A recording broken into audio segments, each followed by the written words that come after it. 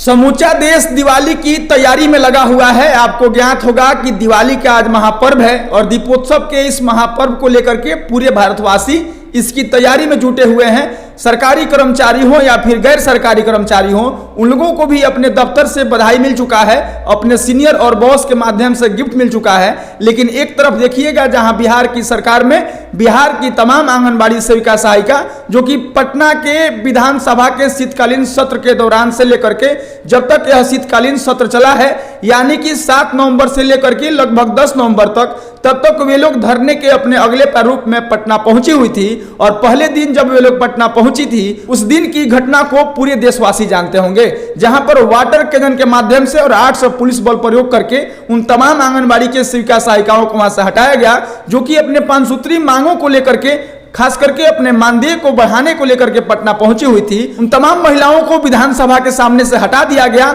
बिहार सरकार के आला अधिकारी का कहना था कि शीतकालीन सत्र के दौरान यहां पर 3 लेयर की सुरक्षा होती है, जहां पर लगभग 70 मजिस्ट्रेट और 800 पुलिस बल तैनात रहते हैं। इस दौरान कोई भी धरना प्रदर्शन यहां पर करने को मनाही होती है और यहां पर रेस्ट्रिक्टेड एरिया होता है, यानी कि धारा 144 लगा हुआ होता है और उस दौरान आप भारी संख्या में यहां पर आ नहीं सकते हैं। वहीं पर आपको बताते चले कि जब पटना में इन आंगनबाड़ी सेविका सहायिकाओं का धरना चल रहा था, तो पप्पू यादव जाकर के इनके समर्थन में बोल रहे हैं। वे सरकार को आड़े हाथ लेते हुए कहते हैं कि आंगनबाड़ी की ये तमाम बहनें विधानसभा के गेट को नहीं फान गई थी, विधानसभा में प्रवेश नहीं कर गई थी, विधानसभा के किसी भी नियम और कानून को तोड़ नहीं दी थी। वे लोग सिर्फ अपनी मांगों को लेकर के आपसे मिलने गई थी। यूं नहीं, सत्ताधारी दल के कोई भी पुरुष सामने आकर के इन बहनों को, इन महिलाओं के मांगों को सुना, इनको आश्वासन दिया। वहीं पर आपको बताते चले कि जहां सरकारी कर्मचारी हो या फिर गैर सरकारी कर्मचारी हो, जो अपना गिफ्ट और उपहार लेकर के अपने परिवार वालों के साथ दिवाली की तैयारी में आ गए हैं, दिवाली हर्षोल्लास के साथ मनाना चाहते हैं, वहीं पर इन आंगनबाड़ी सेविका सहायिकाओं की अगर गिफ्ट की बात करिएगा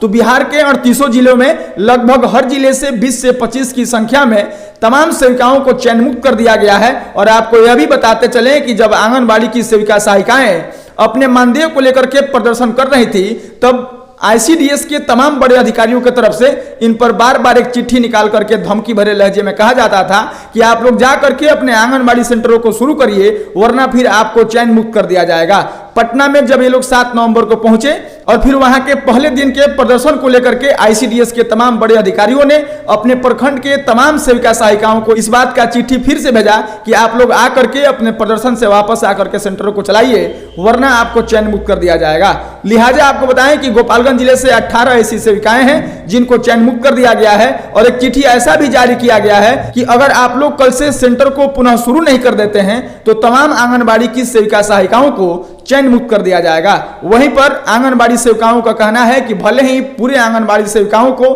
आप चयन मुक्त कर दीजिए, हमें इस बात का थोड़ा सा भी परवाह नहीं है। हम लोग अपने प्रदर्शन में लगे रहेंगे जब तक हमारा मानदेय नहीं बढ़ जाएगा, जब तक हमको हमारे मेहनत का सही मेहनताना नहीं मिल जाएगा, या फिर हमारे प्रदर्शन को लेकर के सरकार के तरफ से कोई ठोस और उचित निर्णय नहीं मिल जाएगा, तब तक हम लोग इस प्रदर्शन को करते रहेंगे। वहीं पर आपको बताते चले कि बिहार के 38 जिलों से 20 और 25 की संख्या में जहां आंगनबाड़ी सेविकाओं को चयन मुक्त कर दिया गया है, यह संख्या लगभग 1000 होती है। वहीं पर आपको बताते चले कि 7 नवंबर के दिन बिहार के लगभग 5000 सेंटरों से लगभग 15000 की संख्या में आंगनबाड़ी सेविका सहायिका पहुंच करके अपने 5 सूत्री मांगों को लेकर के सरकार से मिलना चाहती थी, सत्ताधारी दल के लोगों से अपना वार्ता करना चाहती थी। लेकिन इन 45 दिनों के प्रदर्शन का अगर आप परिणाम पूछिएगा तो अब तक कोई इस प्रकार का ठोस निर्णय या कोई उचित आश्वासन नहीं मिला है। वहीं पर दिवाली की उपहार और गिफ्ट की बात करिएगा, इन आंगनबाड़ी सेविकाओं को अगर इस बात का भी अगर ठोस आश्वासन मिल गया होता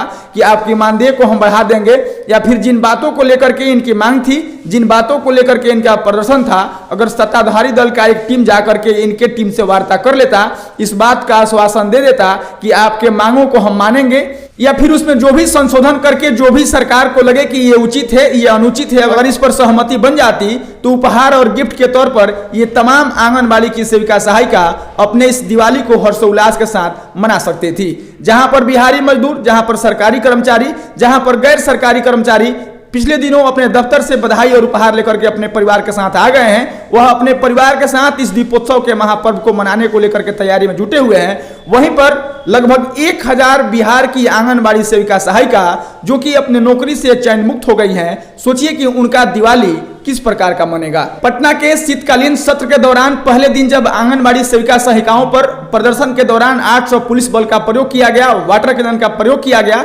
विधानसभा के सामने से उन तमाम महिलाओं को हटाया गया, उस दिन विधानसभा में और विधानमंडल में बिहार के विपक्ष के तमाम नेताओं द्वारा इन महिलाओं को लेकर के, इनके मांगों को लेकर के सवाल तो किया गया, लेकिन उसके बाद इन 4 दिनों में नीतीश कुमार के सेक्स एजुकेशन के ज्ञान ने इन महिलाओं के प्रदर्शन को ढक दिया। कोई भी उसके बाद से ऐसा विधायक नहीं था, कोई भी ऐसा एमएलसी या कोई भी प्रतिनिधि नहीं था जो सरकार से इनकी मांगों को रख सके, जो सरकार के सामने इन तमाम आंगनबाड़ी सेविका सहायिकाओं के 5 सूत्री मांगों को याद दिला सके या फिर इनके मांगों को आगे बढ़ा सके। धरने के दौरान जाप के सुप्रीमो पप्पू यादव वहां पहुंचे थे और इन तमाम आंगनबाड़ी सेविकाओं के साथ खड़े नजर आए और वहीं पर खड़े होकर के सरकार को भी आड़े हाथ लेते हुए कहे कि जातीय सर्वे तो हो गया है, जहां पर 99% ऐसे लोग हैं जिनके पास कंप्यूटर नहीं है, 96% ऐसे लोग हैं जिनके पास कोई व्हीकल नहीं है और 43% ऐसे लोग हैं जिनका झोपड़ी का मकान है, 46% ऐसे लोग हैं जिनका 6000 पर कैपिटा इनकम है। आखिर बिहार में है क्या? बिहार में गरीबी और गरीब के अलावा है क्या?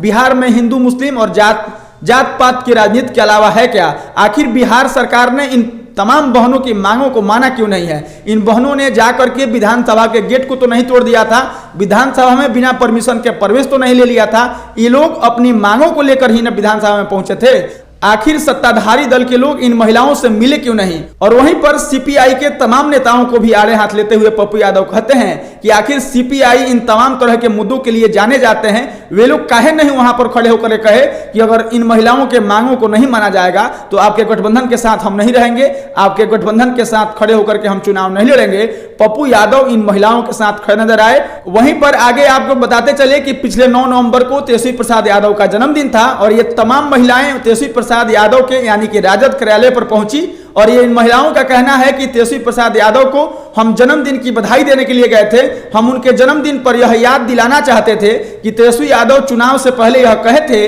कि हमारी सरकार बन जाएगी तो तमाम आंगनबाड़ी सेविका सहायिकाओं का मानदेय हम डबल कर देंगे। उनके जन्मदिन पर बधाई के साथ उनके वादे को याद दिलाने के लिए हम लोग उनके दफ्तर पर गए थे, लेकिन उनके भी दफ्तर के बाहर हम लोगों पर पानी का बौछार किया गया और आंगनबाड़ी सेविकाओं का यह भी कहना है कि वह पानी मिर्ची वाला था। जब वह पानी की बौछार इन आंगनबाड़ी सेविकाओं पर पड़ रहा था तब यह महसूस हो रहा था कि इन पानी में मिर्ची का पाउडर मिलाया गया है और इस तरह से कह सकते हैं कि राजद कार्यालय के बाहर तेजस्वी प्रसाद यादव के जन्मदिन को बधाई देने के लिए पहुंची इन आंगनबाड़ी सेविकाओं पर पानी का बौछार किया गया और मिर्ची मिला करके पानी का बौछार किया गया। वहीं पर यह भी आपको बताते चलें कि दिवाली को लेकर के यह प्रदर्शन थोड़ा सा नर्म हुआ है, लेकिन आगे उग्र आंदोलन को लेकर के तैयारी हो रही है। इन आंगनबाड़ी कार्यकर्ताओं का जो एक टीम है, जो संघर्ष समिति है, उनका आपातकालीन बैठक जो कि 15 नवंबर को होने वाला है और उसके बाद से धरने के अगले प्रारूप पर चर्चा होगी और यह धरना अब और भी उग्र होने जा रहा है। बिहार से लगभग 1000 सेविकाओं के चयन मुक्त होने के बाद भी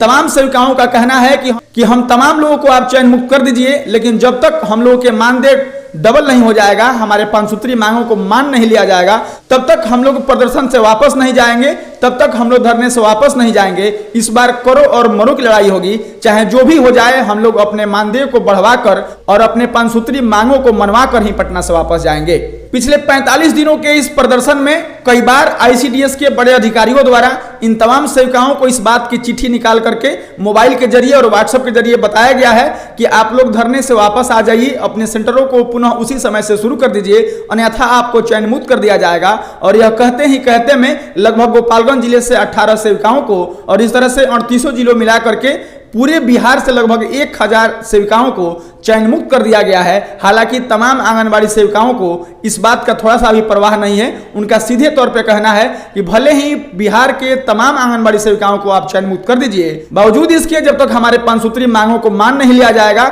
मुख्य तौर पर हमारे मानदेय को बढ़ा नहीं दिया जाएगा, तब तक हम लोग सेंटरों को नहीं चलाएंगे, भले ही हम तमाम बहनों को चयन मुक्त कर दिया जाए। वहीं पर आपको बताते चले कि धरने के पहले दिन बिहार के विपक्ष के नेताओं ने विधानसभा में, विधानमंडल में आवाज तो उठाई, लेकिन उसके बाद वे लोग भी नीतीश कुमार के सेक्स एजुकेशन में फंसे रह गए और उनके सेक्स एजुकेशन पर विधानसभा और विधानमंडल में जवाब देने को लेकर के जवाबी कार्रवाई में कहीं कहीं पर प्रेस कॉन्फ्रेंस करते हुए और फिर उनके जवाब देते हुए नजर आ रहे हैं। लेकिन इन तमाम महिलाओं को लेकर के कोई भी एक ऐसा नेता नहीं है जो इनके मांगों को लेकर के सरकार से बात कर सके और इनके मांगों को लेकर के आगे बढ़ा सके। उसके बाद से इन आंगनबाड़ी महिलाओं के समर्थन में अगर बात करिएगा तो जाप के सुप्रीमो पप्पू यादव पहुंचे हुए थे। पप्पू यादव ने खुले तौर पे कहा कि आप तमाम बहनों के साथ हम खड़े हैं, चाहे वह रेल रोको आंदोलन होगा, चाहे वह चक्का जाम आंदोलन होगा, जब भी आप कहीं याद करिएगा पप्पू यादव वहां खड़े नजर आएंगे। पप्पू यादव ने यह भी कहा कि 40 सालों से पटना के सड़कों पर हम लाठी खाते हुए आए हैं और पिछली बार जब आंगनबाड़ी का धरना हुआ था तो सबसे पहले हम थे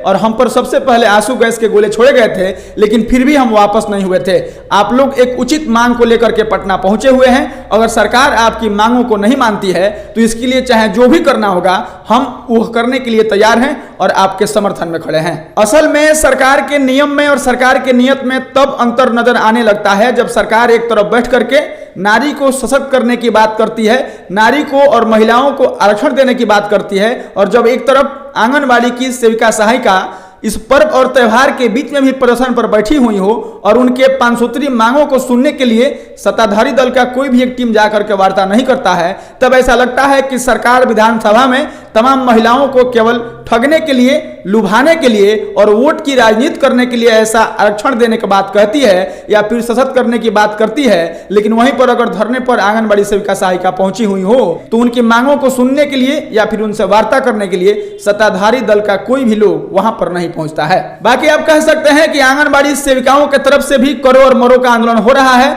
उन लोगों को भी इस बात का परवाह नहीं है कि उनको चैन मुक्त कर दिया जाएगा। उनका सीधे तौर पर कहना है कि जो हम लोग मेहनत करते हैं उसका उचित मेहनताना जब तक नहीं मिलेगा तब तक हम लोग इस आंदोलन को, इस प्रदर्शन को वापस नहीं लेंगे। इन आंगनबाड़ी सेविकाओं के बीच पप्पू यादव खड़े होकर के यह भी कहे कि बिहार में आखिर है क्या, गरीब और गरीबी के अलावा क्या है, हिंदू और मुस्लिम के अलावा क्या है, जात के राजनीति के अलावा इसमें है ही क्या, जहां 46% लोगों के पास मात्र 6,000 रुपया पर कैपिटा इनकम हो और वहां पर कोई 6,000 में काम करने वाली महिला अगर 4 घंटे के नाम पर 24 घंटे नौकरी करती हो और अपने मानदेय को लेकर के अगर पटना पहुंची हुई हो तो सरकार को चाहिए कि उनको आकर के इनकी मांगों को सुनना चाहिए, इनकी बातों को मानना चाहिए और इसमें कुछ संशोधन करके कोई ठोस निर्णय लेना चाहिए ताकि इन महिलाओं का उद्धार हो सके। बाकी आपको भी ज्ञात होगा कि उसी विधानमंडल में जीतन राम मांझी खड़े होकर के कहे थे कि केवल आरक्षण देने से नहीं होता है, उसके अलावा भी कोई एक उचित नियम और कानून बनाना होगा जिससे महिलाओं को और नीचे दबे कुचले लोगों का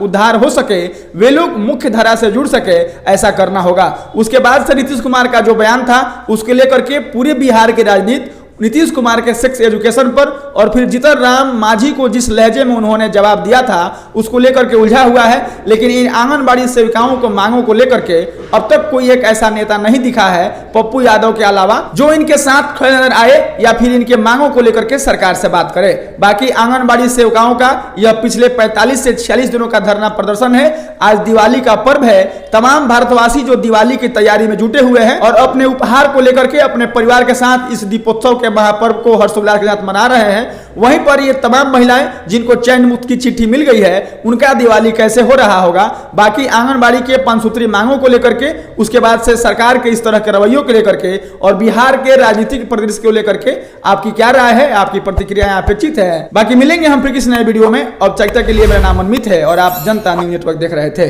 धन्यवाद।